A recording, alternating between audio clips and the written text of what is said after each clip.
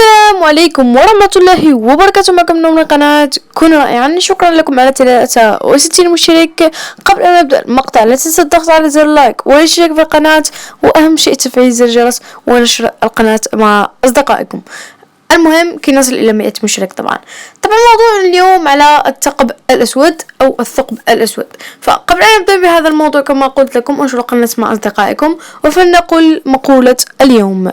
المقولة تقول: تعلمت القوة من اللحظة التي ضحكت فيها وكان يجب أن أبكي. صراحة هذه المقولة من أجمل المقولات التي قرأتها حاليا. المهم فخلينا نبدأ بموضوع اليوم.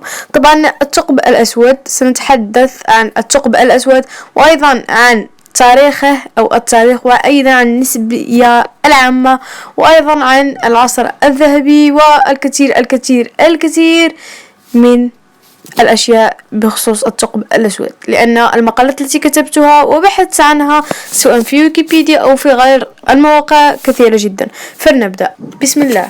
ثقب أسود. الثقب الأسود هو منطقة موجودة في الزمكان، يعني أو بين قوسين الفضاء بأبعاده الأربعة، وهي الأبعاد الثلاثة بالإضافة إلى الزمن. تتميز بجاذبية قوية جدا بحيث لا يمكن لأي شيء ولا حتى الجسيمات أو موجات الأشعاع الكهرومغناطيسي مثل الضوء الإفلات منها. تتنبأ النظرية النسبية العامة بأنه يمكن لكتلة مضغوطة بقدر معين أن تشوه الزمكان لتشكيل الثقب الأسود. يطلق على حدود المنطقة التي لا يمكن الهروب منها اسم أفق الحدث. وعلى الرغم من أن عبور حدود أفق الحدث له تأثيرات هائلة على مصير وظروف أي جسم يعبره، إلا أنه لا تضر أي خصائص يمكن ملاحظتها لهذه المنطقة. يعمل الثقب الأسود بصفته جسما أسودا مثاليا لأنه لا يعكس أي ضوء. علاوة على ذلك تتنبأ نظريات المجال الكمي في الزمكان المنحني بانبعاث إشعاع هوكينج اوكي حسنا افاق الحدث بنفس الطيف الذي يتسم به الجسم الاسود لدرجة حرارة تتناسب عكسيا مع كتلة درجة الحرارة، هذه يعني على حدود جزء من مليار من الكلفن للثقوب السوداء من الكتلة النجمية، مما يعني استحالة ملاحظتها. أشار كل من جون ميشيل وبير سيمو لابلاس إلى وجود أجسام تمتلك حقول جاذبيتها قوية بحيث لا يمكن للضوء أن يهرب منها. في القرن 18 عثر كارل شوارزشيلد على أول حل رياضي حديث للنسبية العامة التي تميز الثقب الأسود في عام 1916، إلا أن تفسير الحل الرياضي شكل منطقة فضاء لا يمكن أن يفلت منها أي شيء. كان قد نشر الأول مرة من قبل ديفيد فينكشاين. المهم قد تلاحظ أنني أنطق الأسماء بتردد وغلط لأنني لست مستدربة على نطقهم، وبالنسبة لي صعب كثيرا أن أنطقهم، لهذا أصدر منكم إذا لم تفهموا أسمائهم جيدا، لكنني سأكتب لكم الاسم في المونتاج يعني، فأتمنى أن تقرأوه ولا تستمعوا إليه. المهم في عام 1958 كانت الثقوب السوداء تعتبر مجرد خيال وفضول لدى علماء الرياضيات لفترة طويلة، لكن خلال ستينات القرن 20 أظهر العمل النظري تنبؤ النسبية العامة بالثقوب. أثار اكتشاف نجوم نيوترونية أوكي أنا سأكتبه لكم طبعا. نجوم نيوترونية وبواسطة جوسلين بورنيل في عام 1967. الاهتمام بالأجسام المدمجة المنهارة بالجاذبية بصفتها حقيقة فيزيائية فلكية ممكن. يعتقد أن الثقوب السوداء ذات الكتلة النجمية تتشكل عند انهيار النجوم الضخمة جدا في نهاية دورة حياتها. بعد أن يتشكل الثقب الأسود يمكن أن يستمر في النمو عن طريق امتصاص الكتلة من محيطه، وذلك عن طريق امتصاص النجوم الأخرى والاندماج مع الثقوب السوداء الأخرى، الأمر الذي قد يؤدي إلى تشكل الثقوب السوداء الهائلة والتي التي تحمل كتلة تعادل ملايين الكتل الشمسية بين قوسين M. هناك إجماع هام على وجود ثقوب سوداء هائلة في مراكز معظم المجرات.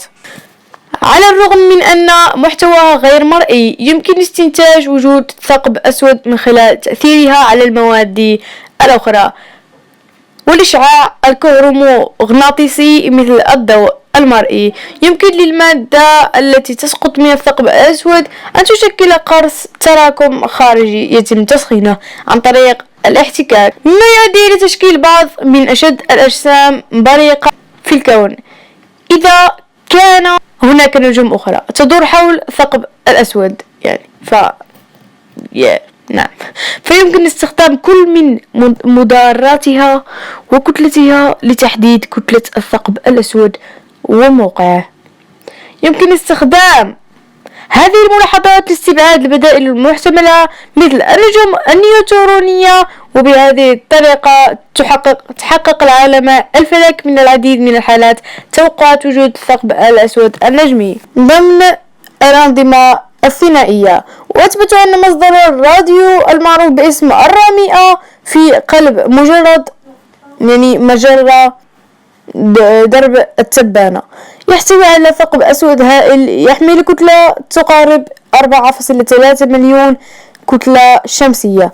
في 11 فبراير 2016 أعلن تحالف مرصد ليغو عن أول اكتشاف مباشر لموجات الجاذبية، والتي تعكس فكرة العثور على لحظة اندماج الثقوب السوداء اعتبارا من ديسمبر 2018.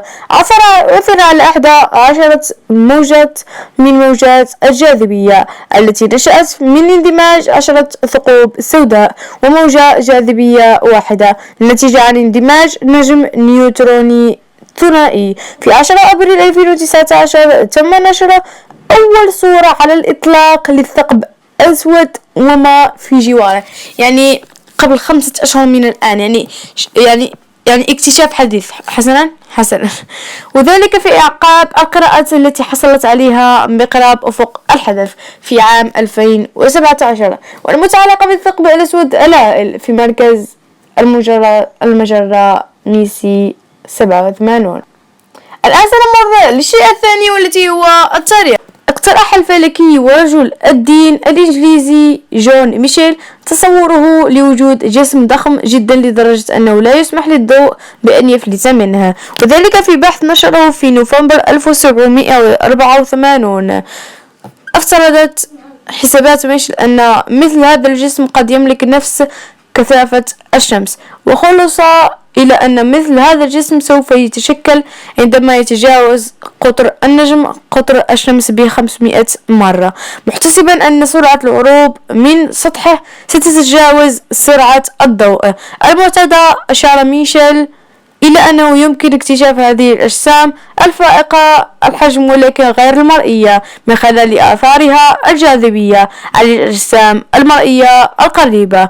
كان الباحثون في ذلك الوقت متحمسين للاقتراح القائل بأن هناك نجوم عملاقة ولكن غير مرئية أمام أنظارهم، لكن ذلك الحماس تضاءل عندما أصبحت الطبيعة الموجية للضوء معروفة في أوائل القرن 19، فأصبح الطرح وقتها أن الضوء عبارة عن موجة وليس جسيما وعليه فتأثير الجاذبية على الموجات لن يقاس بنفس أسلوب القياس المتبع على الجسيمات.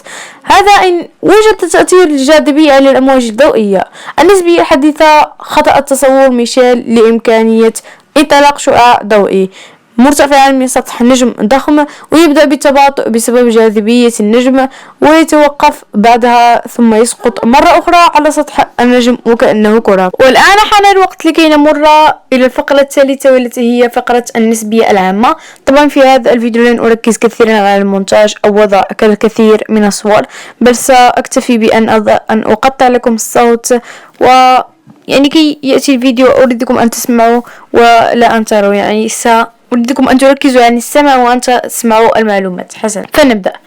في عام 1915 طور ألبرت أينشتاين نظريته النسبية العامة، حيث كان قد أثبت في وقت سابق أن الجاذبية تؤثر على حركة الضوء.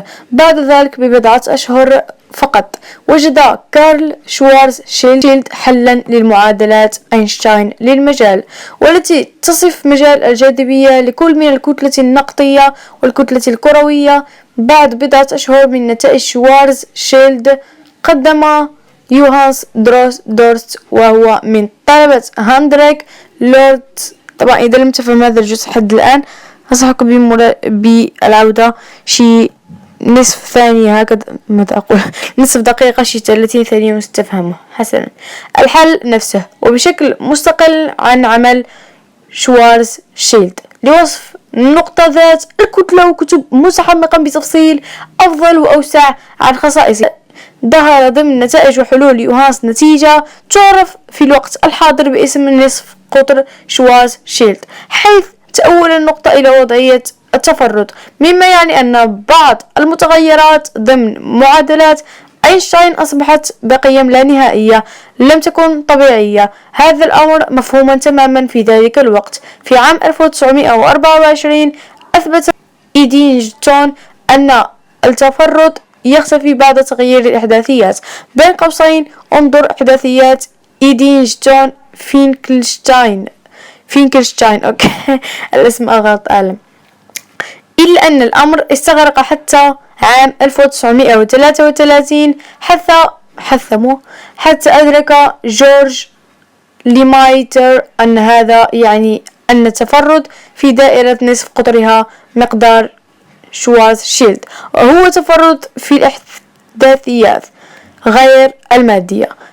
كتب آرث إيدينغتون معلقا على احتمال وجود نجم ذي كتلة مضغوطة لحجم نصف قطر شوارزشيلد في كتاب صدر عام 1926، مشيرا إلى أن نظرية أينشتاين تسمح لنا باستبعاد الكثافات المرتفعة جدا ضمن النجوم المرئية مثل منكب الجوزاء لأن بين قوسين يعني كبيرة جدا النجم أن يبلغ قطره 250 مليون كيلومتر لا يمكن أن يملك كثافة مرتفعة مثل تلك الموجودة لدى الشمس. أولا ستكون قوة الجاذبية كبيرة لدرجة أن الضوء لن يكون قادرا على الهروب منه، ستسقط الأشعة إليه. ثانيا كسقوط الحجر عائدا إلى الأرض.